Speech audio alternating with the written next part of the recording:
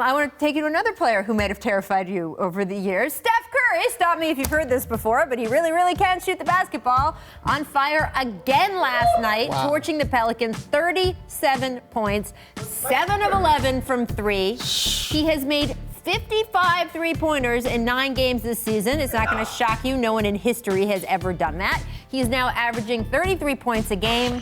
The Warriors are 8-1. He's on pace to hit more than 500 three-pointers this season. So look, there has been already even a little bit of my turn, your turn on the Warriors, right? Steph has a huge night, but then KD has a huge night, and then Klay goes crazy, and you could see Steph feeding Klay in that game, right? So the idea has always been, if you play on that kind of an all-star team, you can't be someone who then has the scoring title in the whole league. Do you think Steph Curry could actually pull that off, though? Well, I don't think so. Not only does he have to share the scoring with those other guys, but here's the big thing. He's going to have a lot of fourth quarters he doesn't even get to play in because they blow people out. So, that's going to cut into his minutes and opportunities. And that's the only thing that will stop him from leading the league in scoring. And here's one of the things I love about this team. They don't care who's hot. They don't care whose night it is. They just feed the beast. And that's the beautiful thing about it. Everybody knows who they are. Steph is on a tear right now, but you'll probably go through 2 or 3 weeks where KD's on a tear. Or Klay will get going for a week or so, and nobody cares. So he's got the ability to do it on a team like this, but it's gonna be tough because he only gonna play probably 20-something minutes some nights. A lot of nights, actually. Right. I mean, especially when he's having a good night. That's the problem. I mean, when he's having those big nights is probably when he's not going to get to play as much in the fourth quarter. I mean, with that one of those big nights he had, he was scoring so much that if you had kept him in, he would have scored 68 points if you had taken him through 4 quarters. Even just with the minutes he was playing per quarter, he would have scored 68. And yet, of course, Steve Kerr being all responsible, making sure he doesn't get hurt, blah, blah, blah. Just didn't want him to get hurt, also fine. So then, he's sitting him in these fourth quarters, and that's going to be an issue. Let's talk about Draymond Green, though, because here's a word that I know the two of you have been wanting to hear all show: defense. He wants to win another Defensive Player of the Year award. He says this is a goal flat out for him this season. We should point out, if he does win another one, he is eligible to sign a Supermax this summer. So, look, obviously it's a goal of his. He says that it's become somewhat of a necessity, too. I think we have the sound on that, right?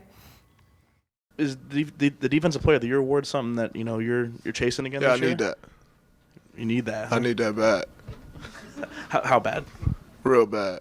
I made second team all defense last year. I'm pissed about that still, and I'll be pissed until I write that. So that's a serious goal of mine this year, and I'm on it every night.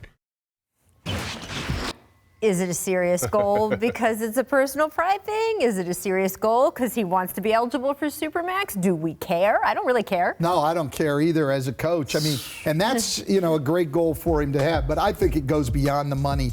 I think he legitimately cares about it for his personal pride. It's part of his identity and how he sees himself as a player. And that's one goal, individual goal, that's only a positive for the team. Can't be a negative. It's not like he wants to lead the league in scoring. I agree 100%, and I don't just think, I know it's not about the money with him.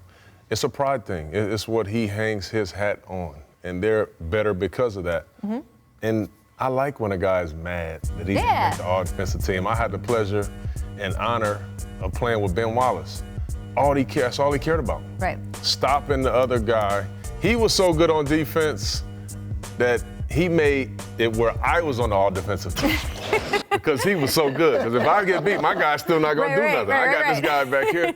So Draymond is that kind of spirit. He's that kind of guy. And by the way, like Ben Wallace and our team, we raised him in Detroit. So I'm happy for him and I'm proud of him. And I know if you were coaching him, you would be happy to hear your big guy, even though he's not that big, say, I don't care what happens. I want to be Defensive Player of the Year. Yeah, you're right, because that's a goal. There's very few individual award goals that are great for the team necessarily. This is one. This is going to be good. Absolutely, and it's his way to stand out on a really talented team. He's not going to lead that league in scoring. I'm not saying he's a bad offensive player, but he's with 3 guys who are outstanding. This is his way to make his mark on one of the best teams we've ever had in this league. Yeah. And if also he wants the money, I'm okay with that too. There's nothing wrong with that. Everyone's allowed to go get theirs, so good for him.